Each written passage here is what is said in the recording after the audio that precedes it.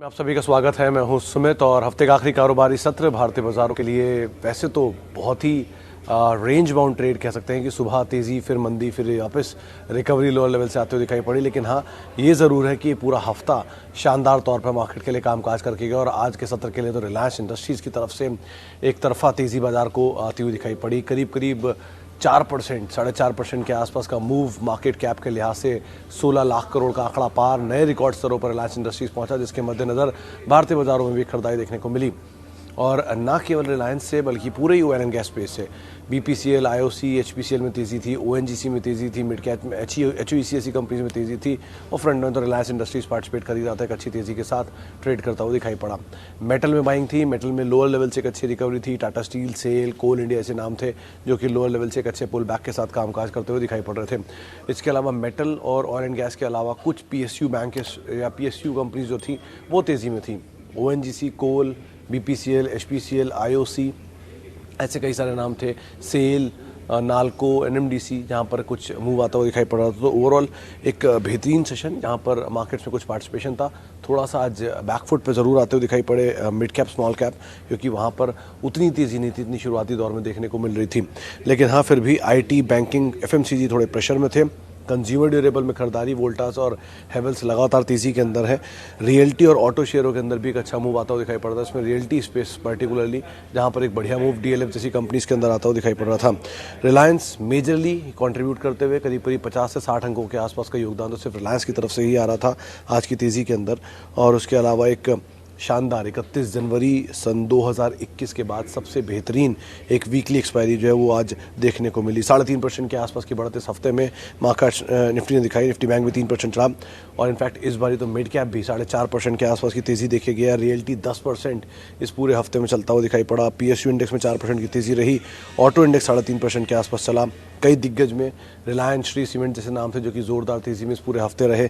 Mid cap में से Prestige Estate, Exide, Adani power, century textile, ये कुछ ऐसे नाम थे जहां पर इस हफ्ते के अंदर खरीदारी बनते हुए दिखाई पड़ी। तो ओवरऑल एक बेहतरीन सत्र मार्केट के अंदर आज फिर पूरा हफ्ता कह लीजिए जो कि अच्छा देखने को मिला और उसके मद्देनज़र भारतीय बाजारों में भी जो खरीदारी का दौर था वो बनता हुआ दिखाई पड़ रहा था। चलिए अब शुरुआत करते हैं सवाल जवाब के सिलसिले की। सबसे पहला नाम सुरेंद्र प्रताप जी का सवाल, सीडीएसएल, बीएससी और एमसीएक्स। सीडीएसएल, बीएससी बने रही है, एमसीएक्स भी वैसे तो बने ही रह सकते हैं, लेकिन तेज़ी में मीडियम टर्म में एमसीएक्स को पहले आप तवज्जो दीजिएगा निकलने के लिए। बाकी दोनों में आप लॉन्ग टर्म के लिए बने रह सकते हैं। और दूसरा, अगर आप एमसीएक्स को रिप्लेस करना चाहते हो तो आईईएक्स से रिप्लेस कर सकते हैं, वो फिर भी एक बेटर पोजीशन स्टॉक है क्योंकि दो आपने इक्विटी की उठा लिए हैं, सीडीएसएल और बीएससी, वो पावर का हो जाएगा। तो एक अच्छा वेन्यू वहाँ पर उस हिसाब से आप देख सकते हैं। अच्छा जी, आगे बढ़ते हैं। श्री पुष्कर और हाइकल लॉन्ग टर्म व्यू। अल्पेश जी, दोनों कंपनी वैसे तो अच्छी है। श्री पुष्कर भी अच्छी कंपनी है और हाइकल भी बढ़िया कंपनी है, लेकिन दोनों में अगर एक को प्रेफरेंस देनी हो तो हाइकल ज़्यादा प्रेफर करेंगे स्पॉट के हिसाब से। और अगर कोई लॉन्ग टर्म में केमिकल देखना चाहते हैं तो अतुल, सुदर्शन, लक्ष्मी ऑर्गेनिक्स, जुबिलेंट इंग्रेविया, ये 4-5 नाम हैं जिनको आप ज़रूर तलाश सकते हैं। अच्छा, नहीं एवरेज मत करिएगा नीरज जी। धामपुर में 282 पे आपकी खरीदारी, एवरेज मत करिएगा। शुगर स्पेस में एक्चुअल जो साइकिल के दाम है, मतलब शुगर साइकिल के जो दाम है उसके अपर एंड पे सारी तेज़ी दिखाई पड़ रही थी, तो ये भी बहुत कायदे से नीचे आना चाहिए। इनफैक्ट डबल डिजिट में आने का भी शायद एक आकलन हो सकता है, मतलब ऐसा भी हो सकता है अगर साइकिल रिवर्स होती है तो।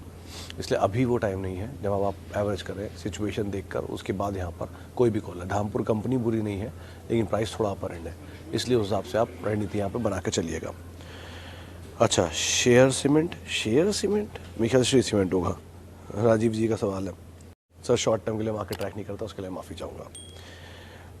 Is sir good to invest in higher market? Vikas ji, good to invest in higher lower market नहीं होता, इन्वेस्ट इन मार्केट होता है। आप एवरेज करिए, एसआईपी करिए, बढ़िया स्टॉक में लीजिए। आप मिसाल के तौर पे आज भी अभी भी आज मार्केट इतना तेज़ था फिर भी रिकॉर्ड स्तरों पर है, फिर भी Aurobindo pharma, Lupin, hero MotoCorp, Biocon, ये कुछ ऐसी कंपनियों के नाम है जो बढ़िया कंपनियां हैं और 52 वीक्स लो पे ट्रेड कर रही हैं।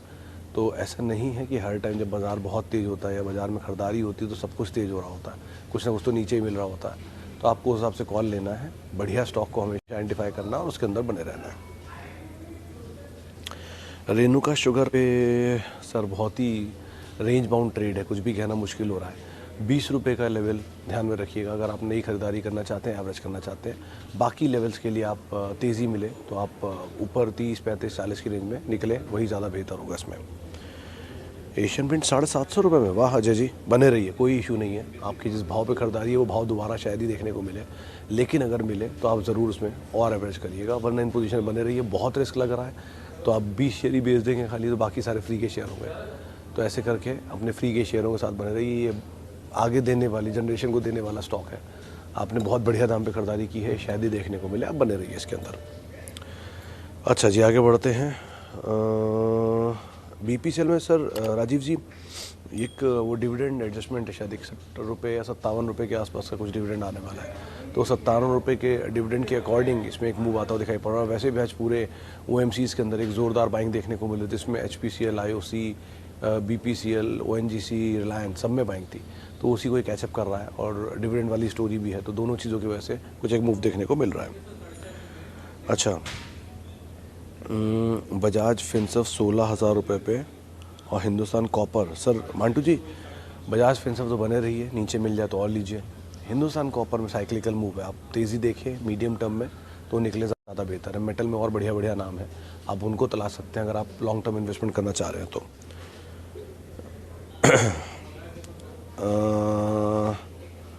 आगे बढ़ते हैं और दीपक नाइट्राइट, इस पर बड़े सवाल आते हैं। प्रशांत जी, दीपक नाइट्राइट आप मतलब लॉन्ग टर्म स्टोरी तो बहुत इंटैक्ट है इसकी, लेकिन बड़ी तेज़ी इसमें ऑलरेडी कुछ टाइम के लिए देखी गई है रिसेंटली, तो थोड़ा कैचअप करेगा, ईज आउट होगा, नीचे आएगा, और अगर नीचे आता है तो आप वहाँ पर फर्दर पोजीशन को ऐड कर सकते हैं। लेकिन कंपनी अच्छी है, अगर आप लंबे टाइम के लिए बने रह सकते हैं तो उससे अच्छा कुछ नहीं है, आप ज़रूर बने रहिए इसके अंदर। अच्छा, आगे बढ़ते हैं और रोलेक्स रिंग्स, HDFC लाइफ। तो पहले रोलेक्स रिंग पे बात कर लेते हैं। देखिए, रोलेक्स रिंग अभी तो पहली हाल की ही लिस्टिंग है और IPO अभी आया है, नंबर्स अभी आए नहीं है, सिचुएशन भी पता नहीं है, तो अभी आप वेट ही करें, तेज़ी देखें, नंबर्स देखें, उसके बाद कोई कॉल लें, पहली चीज़।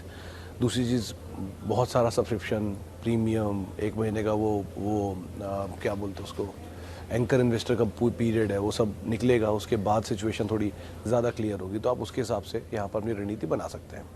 अच्छा, HDFC लाइफ में सुरुचि जी बढ़िया डील है। आज सुबह मैनेजमेंट से हमारी बातचीत हो रही थी, उन्होंने बात कही भी है कि डील को एग्जीक्यूट होने में लगेगा भी कम से कम 4 से 5 महीना। 80 रुपये के आसपास की डील की वैल्यू एक्साइड की इंश्योरेंस बिजनेस की, और अगर HDFC में उसे फर्दर ऐड ऑन करते हैं अकॉर्डिंगली तो करीब 80, एक 820, 810 के आसपास का दाम बैठता है। ब्रोकर हाउसेस तो पॉजिटिव है ही स्टॉक को लेकर, आप बनी रहिए, कोई दिक्कत नहीं है, नीचे मिले तो आप और ऐड कर सकते हैं। अच्छा जी, आगे बढ़ते हैं और Glenmark life science and clean science company for decade. Glenmark life तो नहीं, हाँ, इन केस आप लॉन्ग टर्म स्टोरी को प्ले करना चाह रहे हैं फार्मा में, तो फाइज़र, औरोबिंदो और लुपिन दोनों इस टाइम बढ़िया डील, बढ़िया दाम पर है, सिंगल पी पे ट्रेड कर रहे हैं दोनों को, दोनों 7 और 10 के मल्टीपल पे, आप उनको देख सकते हैं फॉर अ डिकेड भी इवन। लेकिन ग्लेनमार्क लाइफ से बेटर आप ग्लेनमार्क फार्मा को देख लीजिए, अगर आप जाना चाह रहे हैं तो पेरेंट के साथ चले जाइए इंस्टेड ऑफ सब्सिडरी, अकॉर्डिंगली आप वहाँ पर कॉल ले सकते हो। वैसे अभी नई कंपनी, कुछ भी कहना मुश्किल इसके बारे में। Glaxo and IBReal, Kaushik ji दोनों में बने रहिए, ग्लैक्सो में भी और IBReal में भी, और IBReal अगर नीचे मिल जाए तो आप और भी ऐड कर सकते हैं। रियल स्टेट में फिलहाल यही एक स्टोरी है, यही एक स्टॉक है जो सही दाम पर दिखाई पड़ रहा है, तो आप एटलीस्ट इसको और फर्दर ऐड कर सकते हैं, बड़ी क्वांटिटी में भी ऐड कर सकते हैं। जोमेटो IPO प्राइस 195 शेयर, 5 साल। शिवम जी, अगली जनरेशन का बिजनेस अगर ये बनता है भी तो भी इसके नंबर से पहले रिफ्लेक्ट होना चाहिए, चाहे कितना भी अच्छा बिजनेस हो, बहुत ही बढ़िया बिजनेस भी होगा तो भी नंबर तो आने चाहिए ना। सेल्स आ रही है, प्रॉफिट भी आना चाहिए, डिविडेंड भी आना चाहिए। अगर ये सब कुछ आ रहा है तो बढ़िया है, अगर नहीं आ रहा तो चाहे कितना अच्छा बिजनेस हो, कोई फर्क नहीं पड़ता उससे। एंड ऑफ द डे जिस भी धंधे से प्रॉफिट नहीं आ रहा, वो धंधा कितना भी अच्छा, कोई फ़ायदा नहीं होता। तो वो चीज़ आप देखिए और उसके बाद यहाँ पर कॉल ले सकते हैं। अच्छा, शिवम जी का सवाल बर्गर किंग के ऊपर, 200 शेयर 162 रुपये के दाम पे। शिवम जी, यहाँ पर आप फ़िलहाल तो बने रह सकते हैं, 205 210 के आसपास आके आप अपनी कॉल एक बार फिर से लीजिएगा। नंबर्स को यहाँ भी क्रूशली वॉच करिएगा कि ये भी लॉस मेकिंग है सो फार। तो जब तक प्रॉफिट नहीं आता सिचुएशंस में या बुक्स में तब तक कंसर्न रहेगा। लेकिन सो फार जोमेटो और ये दोनों सेम सी स्टोरीज ही दिख रहे हैं। तो जब तक नंबर्स बेटर नहीं हो रहे या 2-3 क्वार्टर और नहीं निकलते, कुछ भी अभी कहना मुश्किल है। इनके बारे में फ़िलहाल के लिए बने रहे दोनों में ही। चलिए आखिरी सवाल और लेते हैं। सवाल है right time to enter IDFC first and BHEL। BHEL एक बार को सुनीता जी आप कर सकते हैं एंटर, IDFC फर्स्ट मत करिएगा क्योंकि वोडाफोन का जो इशू है वो अब तक रिजॉल्व हुआ नहीं है। इस कंपनी के लिए वो बहुत बड़ा एक पेन है। तो BHEL हाँ सेल की तरह शायद एक बड़ा मूव देखने को मिले, लेकिन IDFC फर्स्ट अभी थोड़ा वेट कर लीजिए और सिचुएशन थोड़ी भी क्लैरिटी आ जाए तो आप यहाँ पर कॉल ले सकते हैं। चलिए फिलहाल अब इतने सवालों को शामिल करेंगे। और जिन्होंने पूछा है कि ट्रेड फॉर मंडे, जया जी मैं कभी 1 दिन 2 दिन के लिए बाजार ट्रैक नहीं करता, तो उसके लिए माफ़ी चाहूँगा। आपसे फिर सोमवार को मुलाकात होगी और इसी जगह पर इसी समय पर।